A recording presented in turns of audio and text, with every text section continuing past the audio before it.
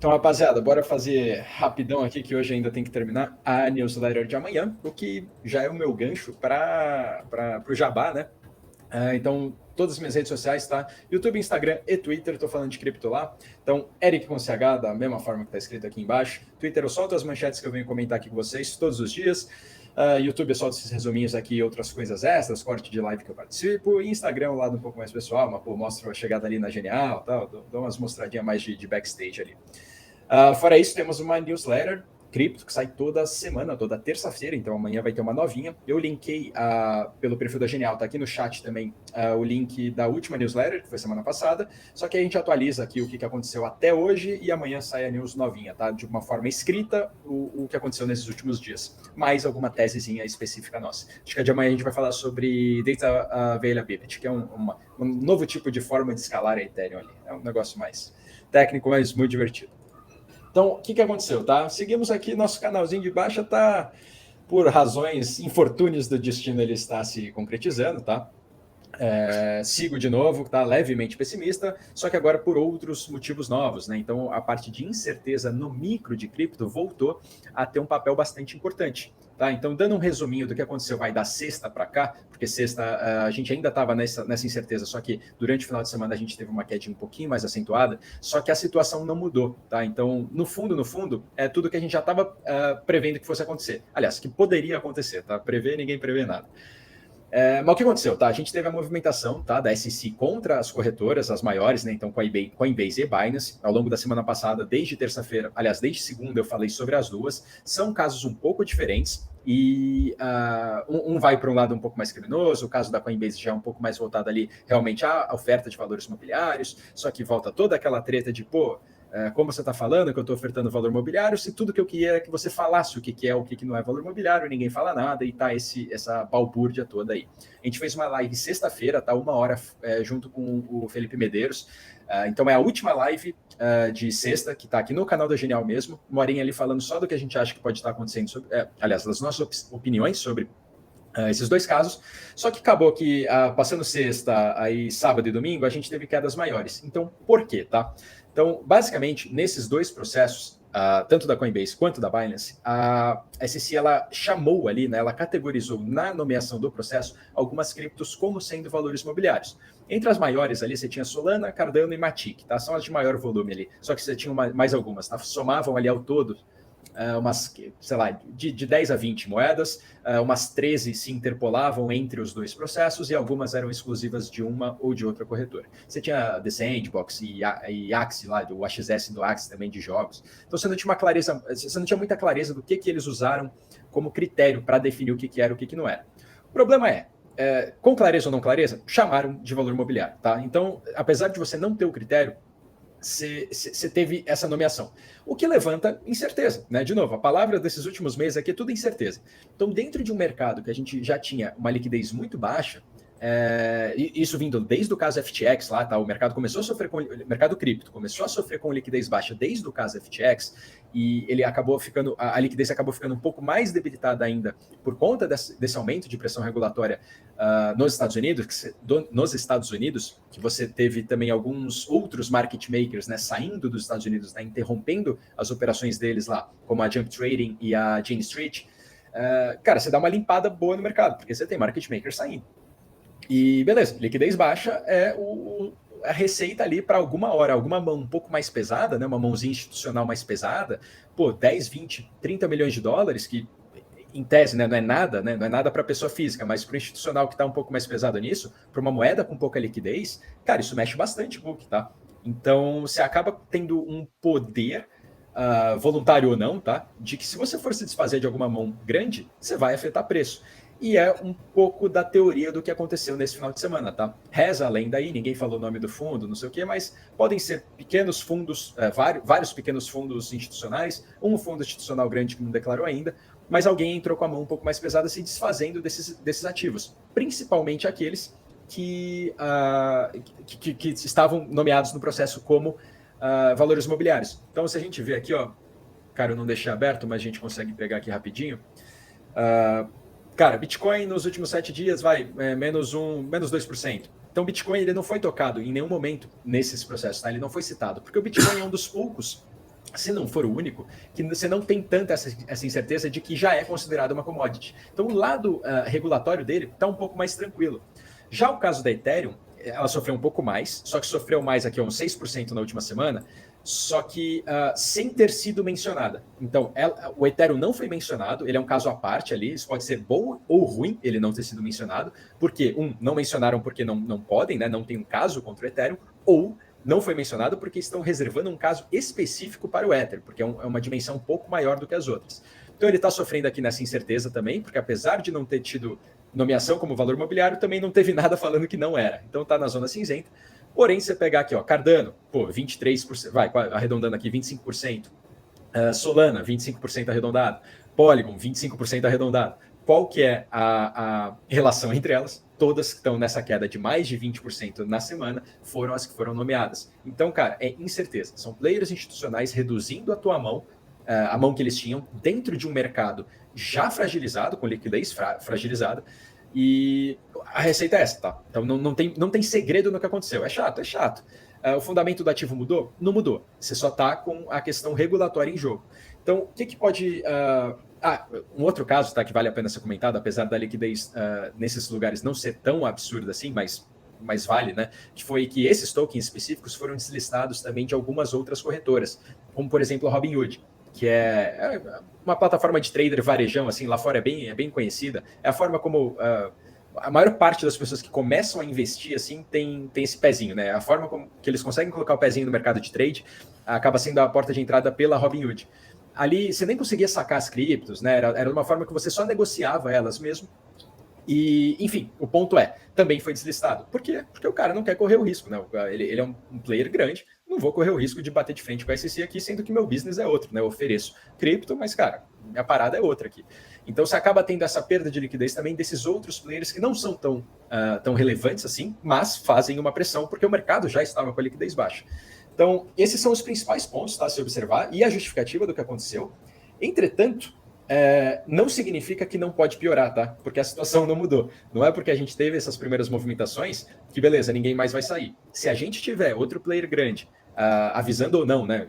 Aí não importa, né? Se alguém que a gente não está esperando, de player grande, não realizou essas vendas ainda, resolve entrar realizando agora porque o cara não sabe o que vai acontecer, cara, a gente pode ter mais queda, tá? Não é nem um pouco impossível. Só que o oposto é verdadeiro também. Assim que a gente tiver algum tipo de clareza, a volta é estilingada também, porque a liquidez está baixa. Então, a liquidez está baixa, ela aumenta a vol tanto para baixo quanto para cima, né? Num processo de venda ou de compra alto.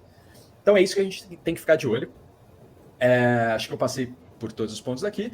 E a gente entra agora no que pode ser uma das semanas mais importantes para cripto, tá? Porque agora a gente teve uma movimentação micro, né? Algo mais palpável no micro de cripto para a gente se apegar ali e tentar explicar as coisas. Só que antes disso, a gente estava num baita do marasmo, né? Voltando aqui pro gráfico, né? A gente estava aqui, 2, 3 meses num baita do marasmo. Agora sim que a gente teve uma volzinha corroborando até com o meu posicionamento levemente pessimista.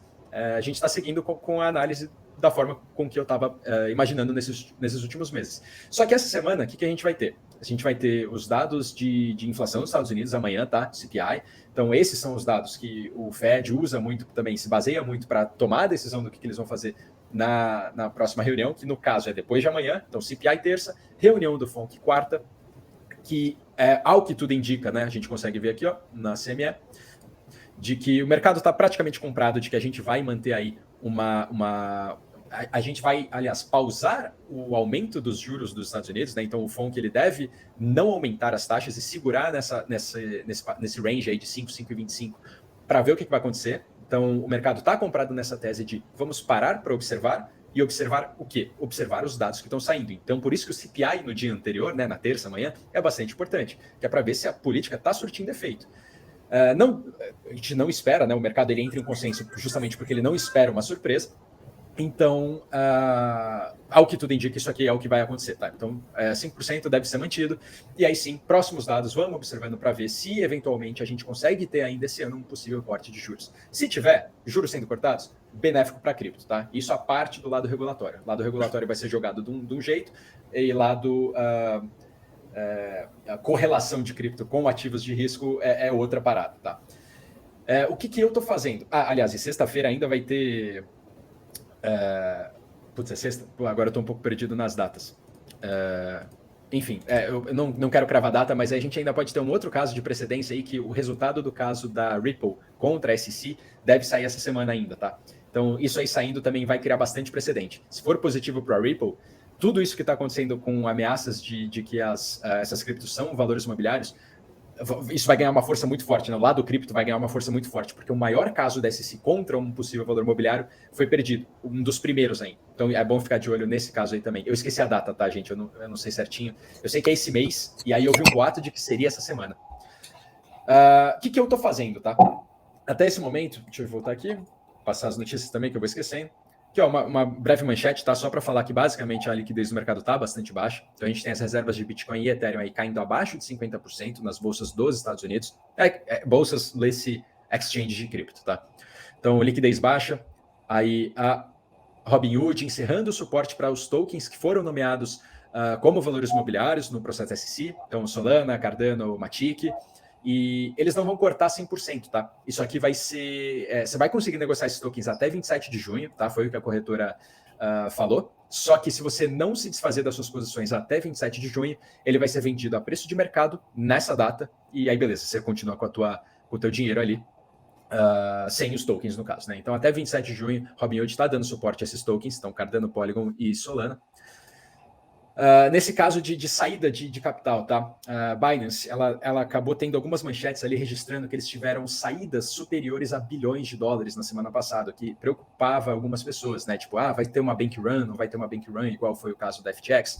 O caso é que, no caso da Binance, $1 bilhão para as reservas que eles têm não é tão relevante, tá? No caso da FTX, eles tiveram uma corrida, né, uma bank run, superando 7 bilhões de dólares ali, que foi um dos casos mais absurdos do mercado cripto. Aqui, se passou de 1 bilhão, não é muito, porque as reservas que eles anunciam ter, né, que a princípio você consegue verificar pela blockchain se é real ou não, superam 50 bilhões de dólares. Então, não é tão preocupante. Só que mesmo assim, o CZ veio a público para falar que o pessoal está desconsiderando o fluxo de entrada também. Então, beleza, a gente acabou tendo uma saída sei lá, 1 bilhão, 1 bilhão e 300, só que considerando as entradas, no final você tem um geral ali, né, um resumo geral de uma perda de pelo menos 300 milhões de dólares. Então, cara, é bem irrelevante, tá? Então, no sentido de corrida bancária, Binance vai ficar sem fundos, cara, isso aí eu tô bem tranquilo, tá? Quanto a isso eu tô bem de boa. O ponto é questão regulatória. Aí se ordenarem que eles parem e aí congelar ativos, isso aí é uma outra questão, tá?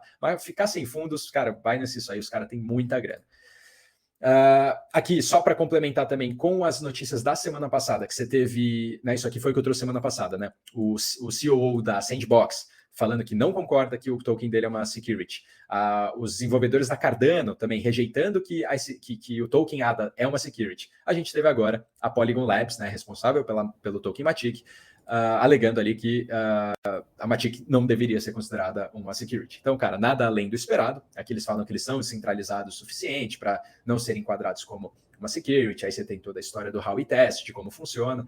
Mas, no final das contas, é uma security o que a SEC quiser que seja uma security. Tá? Eu gosto muito dessa frase e é real. Se os caras não criarem uma nova forma de categorizar o que é o que não é uma security, ou criar uma lei específica para cripto, é security o que eles quiserem que seja.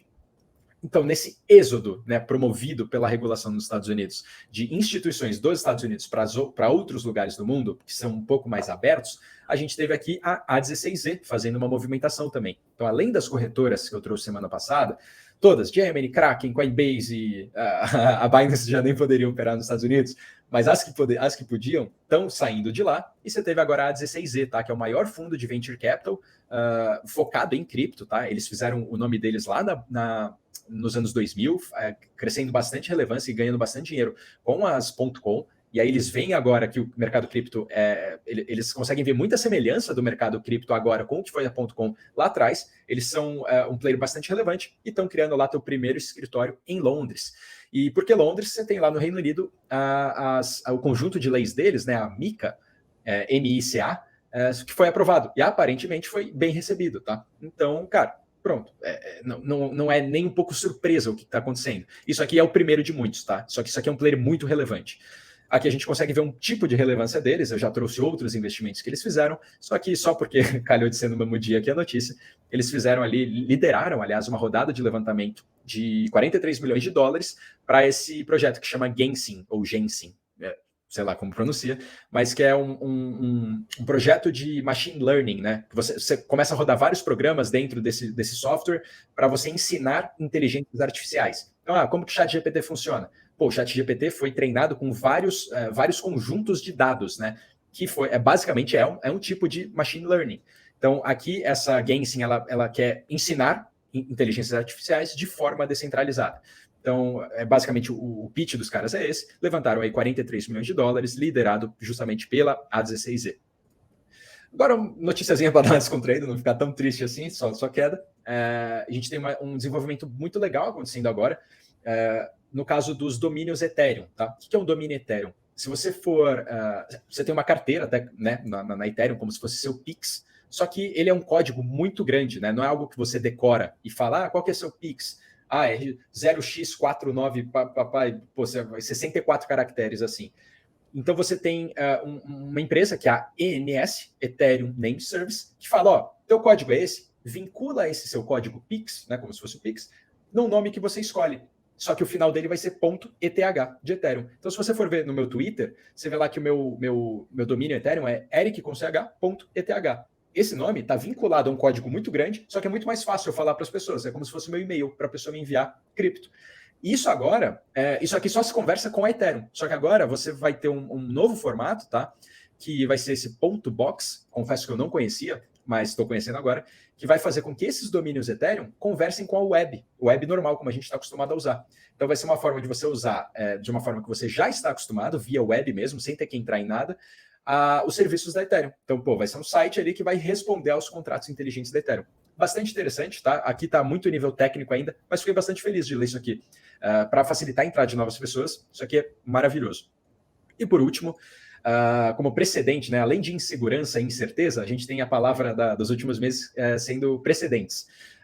O caso Ripple vai gerar um bom precedente aí, bom ou mau precedente, e a gente teve um outro caso que acabou gerando para as organizações descentralizadas, né, as DAOs, acabou gerando um precedente ruim, que é um processo do órgão regulador de commodities lá dos Estados Unidos, processando uma DAO que se chama UKI, e eles perderam. Só que o que é a história da DAO? Né? A DAO são pessoas que se juntam em nome de um bem comum, só que não existe uma empresa. Eles são dominados por uma moeda própria, né? Que seria o token deles. Então eles não têm fronteira, eles não têm fronteira. É cada um num canto do mundo fazendo uma coisa como se fosse uma empresa, só que sem ser uma empresa, porque eles não reportam a nada. Eles têm a própria moeda deles.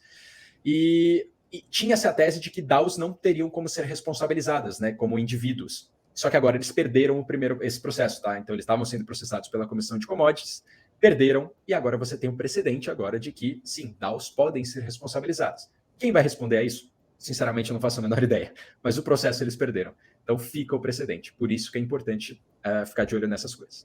Então, resumaço cripto foi esse. Agora eu vou correr para a Genial lá para fazer a newsletter de vocês que vai sair amanhã. E tamo junto, rapaziada. Espero que tenha... Fala aí, Turzão. Boa tarde, meu querido.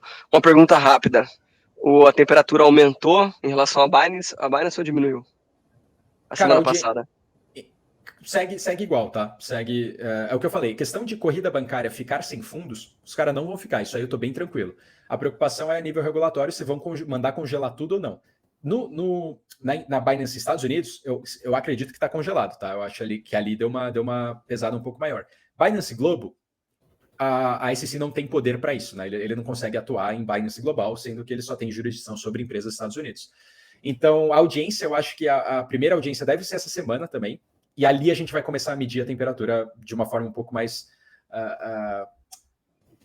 certeira, tá? Até agora, incerteza, tá? Não aumentou minha preocupação. Sigo levemente, cautelosamente pessimista. Ele segue preocupado. Mas pouco, não tô tanto, não. Sendo bem sincero, eu tô bem de boa. Então, quero saber se vai conseguir tirar o dinheiro dele da Binance. Ai, cara, eu tô pensando nisso mesmo, porque na verdade... Não, sabe o que é a verdade? A verdade é o seguinte, eu tô perguntando isso porque eu não queria... O que tá acontecendo, né? Eu não tenho uma Ledger, não tenho, por exemplo, uma carteira física. Eu trabalho só com a MetaMask. E como você me falou aquele dia, eu não consigo colocar os bitcoins. Mas, cara, eu não queria transformar o meu BTC em Ethereum para colocar na MetaMask, esperar essa poeira baixar para depois voltar. Tipo, eu não queria fazer todo esse processo, entendeu? Então eu tô dando uma estudada em algumas coisas que eu tenho que fazer, enfim. Por isso que eu tô perguntando. Porque eu, Ó, de verdade, não queria fazer isso, cara. Então, para não precisar fazer nada disso, na pior das hipóteses, você pode só trocar de corretora. Você vai fazer uma transferência tranquila de uma corretora para outra, só que você vai estar saindo da Binance, que está nos holofotes agora. Você pode ir para uma Coinbase mesmo, que apesar de estar sendo processado, o BO deles não é de congelamento, não é de nada disso, sendo que o Bitcoin, o próprio governo dos Estados Unidos usa a Coinbase para vender os Bitcoins que eles pegam em operações lá. Então a questão Bitcoin na Coinbase, cara, show de bola. E eu acho que a Coinbase aceita até Pix, tá? Então eles têm essa integração muito boa. É que a Binance para trade realmente é muito bom, cara. A Binance, cara, a experiência deles para quem gosta de tradar é boa demais. E assim, se é a tua grana de trade, eu ficaria tipo de boa. Se é a tua grana que você está investindo e você quer segurar isso aí por mais um tempo, né? Não é o que você fica rodando, né? Não é o que você fica girando em trade. Aí eu pensaria em mandar para uma outra corretora só para dormir tranquilo, sabe? Eu não acho que vai acontecer nada sério, mas para você conseguir dormir sabendo que está num lugar mais tranquilo. Se a tua grana de trade... Não é minha grana de trade, não. É minha grana, tipo, eu fazia uns trades antes em cripto, acabei que eu não faço mais hoje. E é uma graninha que eu tenho basicamente em Bitcoin, cara. Cara, para dormir tranquilo, cria uma continha na Coinbase lá. Já que você já tem a conta na Binance, cria na Coinbase, manda para lá e dorme de boa, sabe? Não, mas, assim, se não fizer isso também, eu não acho que é o fim do mundo. Que eu acho que o Bitcoin é um caso bem específico ali, que ele não tá em voga nessa questão toda. O Bitcoin ele é o que vai sair mais de boa aí. Por isso que é o que menos caiu sobe, também. O que adianta ter esse Bitcoin? Não sobe? Não, pô, mas, Carlos, esse ano o Bitcoin subiu mais de 100%, cara. Pô, 15 centavos e o negócio vai R$1. Isso que eu quero. Aí é o DGzão. Carvão quer vol. Não, pô, para você entrar nisso, é para isso. Claro. Concordo. Porque aí sai de 1, vai para 3. Pô. Mas é isso, rapaziada. Essa agenda fixa maluca aí, que eu não sei como é que funciona, porque eu tô... Não sei nem fazer, nem vou tentar, mas estou desconfiado que você... A graça da cripto é essa. Ninguém está na cripto para comprar 25 e sair a 30. A não ser que fique 25, 30, 25, 30, 25, 30. Aí fica parado. Tá? Tenta a sorte. Se queimar, queimou. Já era. Gostei da linha de raciocínio. Mas ninguém tem assim para queimar, não, Carvão. Bota pouco. Não, bota pouco. Cada um bota. Tem, sei lá, R$1.000. Bota R$1.000. Vou tentar tirar 5. É isso. Vai tirar 1 milhão com R$1.000. Esquece. Claro. Bom, mas aí, gente, sempre dentro do seu gerenciamento de risco, tá? Então... O cara tem 100 mil, bota 2 mil. Pô, não vai mudar a vida. Agora, se andar, de repente, você ganha 10. Só uma última análisezinha aqui, rapidinho, né? Que tem o caso Matic, claro. Eu lembro até do Carvão comentando, que eu acho que você tinha a posição em Matic, né? Que caiu bastante. Eu ainda comprei mais, ainda fiz médio no 58. Aí é só um review rápido, tá? Qual que é o problema da Matic, né? Matic é um produto legal que meio que jogava sozinho. Então você tinha concorrentes que estavam com tudo no papel. Então esse ano você começou a ter os concorrentes entregando coisas. E então o problema do token Matic já ter sido lançado há muito tempo faz com que ele não seja mais o filho novo, né? Não é o filho preferido mais, porque surgiram dois filhotinhos ali, uma Arbitrum, uma Optimism, que apesar de ter um projeto de token pior, e pior eu digo, é um token que captura menos valor da rede, ele está mais em alta agora. Por quê? Porque acabou de lançar. Então, o mercado cripto, eu gosto dessa frase também, não importa o melhor projeto, importa o que as outras pessoas acham que vai valer mais. E aí você tem que surfar a onda. E no caso, apesar de eu preferir Matic como investimento para longo prazo, Arbitrum e Optimism estão mais em alta. E eu acho que se essa onda toda de segundas camadas, né, que é o mercado, é o setor que eles atuam, né, todas essas três e outras que ainda vão lançar token, quando essa onda voltar, esse hype de, pô, beleza, é hora das segundas camadas, não sei o quê, quem que vai ganhar mais dinheiro? Né? Quem que vai valorizar mais? O filho novo, cara. É o filho que é o preferidinho ali. E aí você tem que saber jogar com essas narrativas, né? Mesmo sendo um projeto pior, entre aspas. Então, o caso Matic, continuo gostando. Mas não é porque eu continuo gostando que eu não estou deixando de olhar o outro ali que eu acho que é pior, mas eu acho que vai ganhar mais grana no curto prazo aí. Então, bom ficar com isso na cabeça também. Então, agora sim. Agora, Heitorzão, segue lá. Abraço para vocês.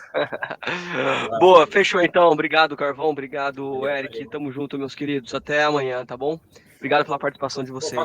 Faltam três likes para dar 300. Para turma. exercício. Fala Ah, 300, verdade, fala ó. 300. Três likes. Ô,